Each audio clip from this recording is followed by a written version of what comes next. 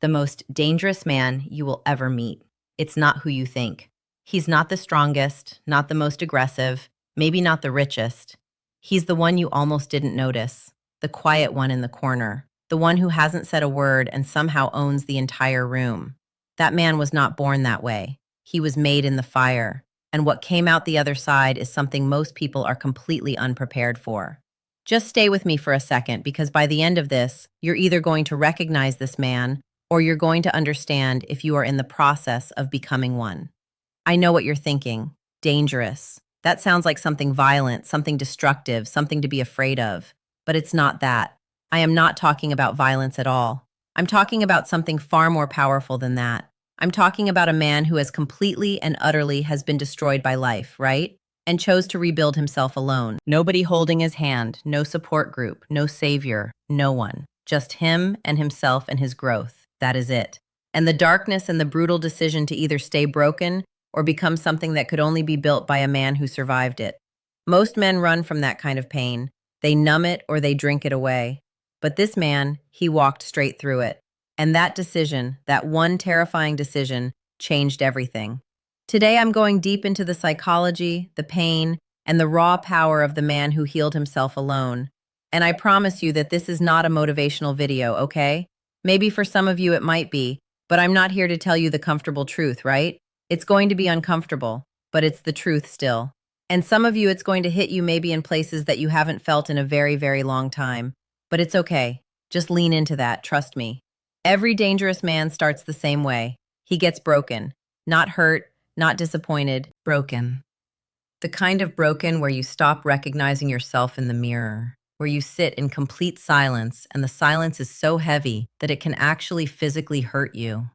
Let me tell you about a man that I know. Let's call him Jay. 46 years old. Had everything society told him would make him happy, right? The house, the career, the woman he loved, the kids he would die for. He built his entire identity around those things. And then in the span of a few years, maybe she files for divorce and started dating somebody else before the papers were even finalized.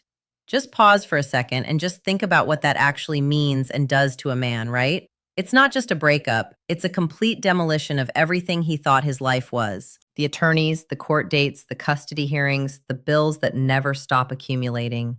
Fighting to see his own children while somebody else is sleeping in his bed, in his house, living the life that he built. She's asking for full custody, which means this man who worked double shifts to provide for those kids, who coached their little league games, who read them bedtime stories every night, is now scheduled for weekend visits if the court agrees. And while he's fighting that battle, he's lying awake at 3 a.m. thinking about another man raising his children, another man sitting at his kitchen table, another man becoming the presence his kids grow up remembering. Geesh, that hurts. That thought, that specific thought, is one of the most psychologically devastating experiences that a man could ever have. And the science confirms it, guys. When a man goes through this level of sustained psychological trauma, what happens to his body? It starts to break down. Cortisol, the stress hormone, floods his system continuously.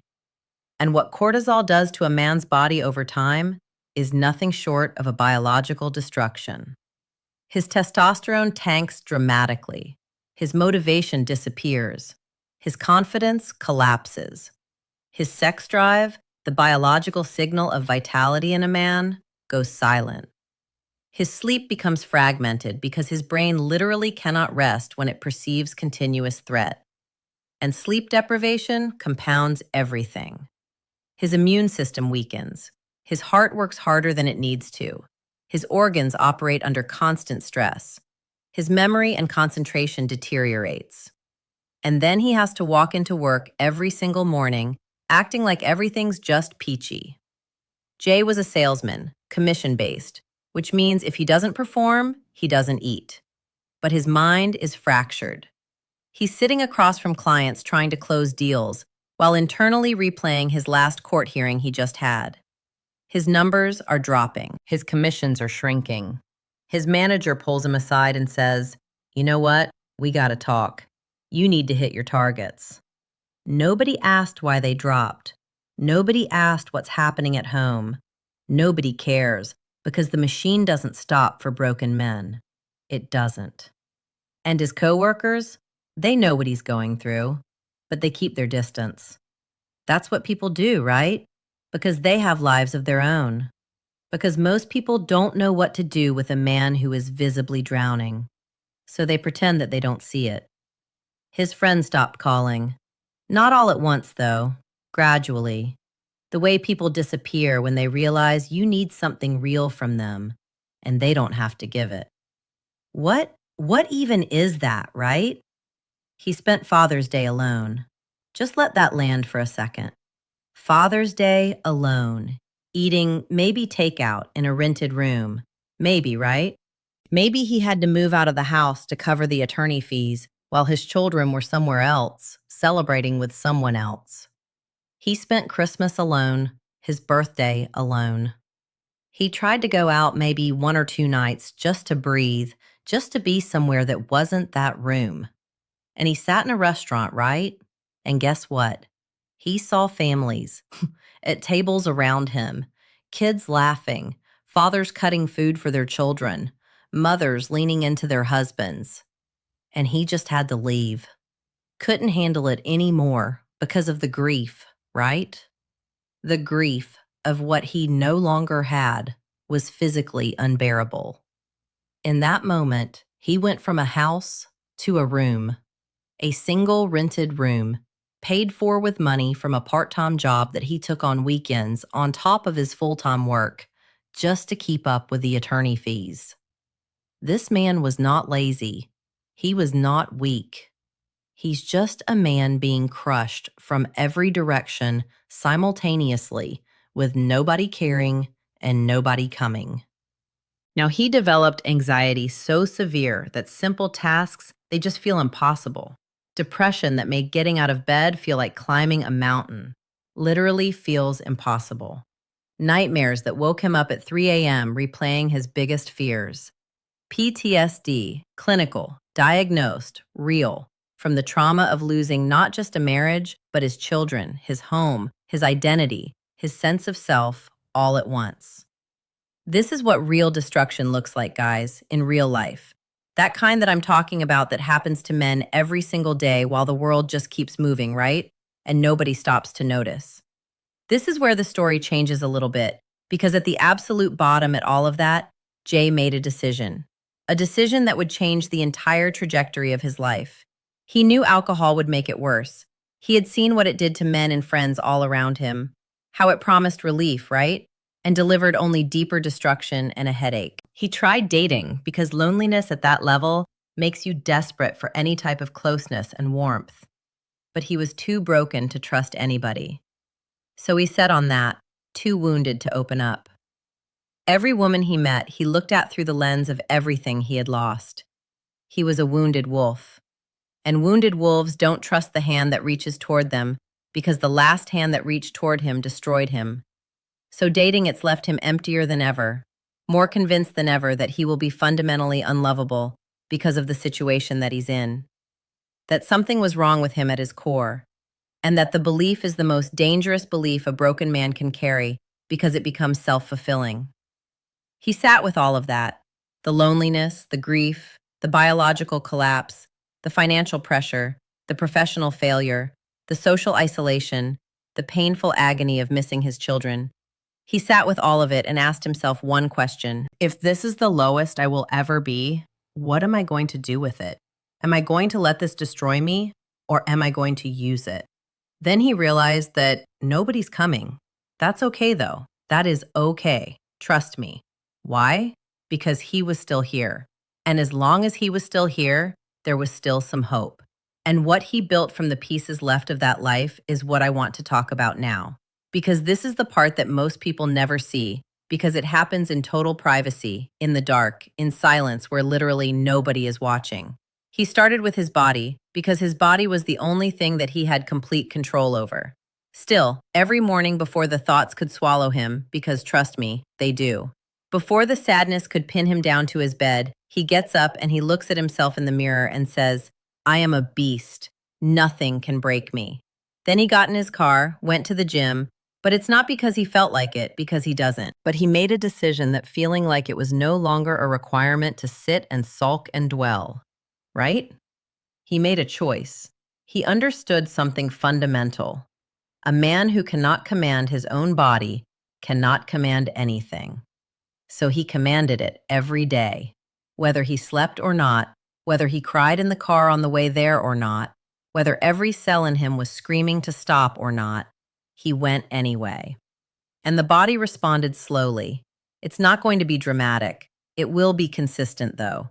And consistency is the language that the body actually understands. He started reading, not self-help books, full of corny affirmations, okay? Psychology, philosophy, biology, history. He wanted to understand why this happened to him, not to assign blame, but to literally just understand the mechanics behind everything. The attachment patterns, the trauma responses, the neurological loops that were keeping him in pain, right? Because you can't escape a trap that you don't fully understand.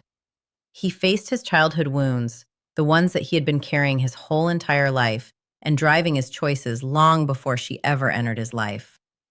The patterns he brought into the marriage that contributed to all of this, gone. He's not torturing himself, though, with guilt, guys. That's not what I'm talking about. He's trying to understand himself, because a man who understands himself cannot be surprised by himself. And guess what else? He rebuilt his finances very slowly. The part-time job became a side business. The side business grew, not because he got lucky, though, but because a man with nothing to lose and everything to prove to himself works with that kind of intensity. That only comes from having nothing left to lose and everything left to prove to himself. Key word there, guys, to himself. Through every early morning, every sleepless night, every court date, every missed birthday with his children, he kept one promise to himself. He would not let what happened to him define what he became. He would use every scar, every loss, every broken piece of himself to rebuild something that the comfortable version of him never could have created. Never. And here's what emerged out of all of that.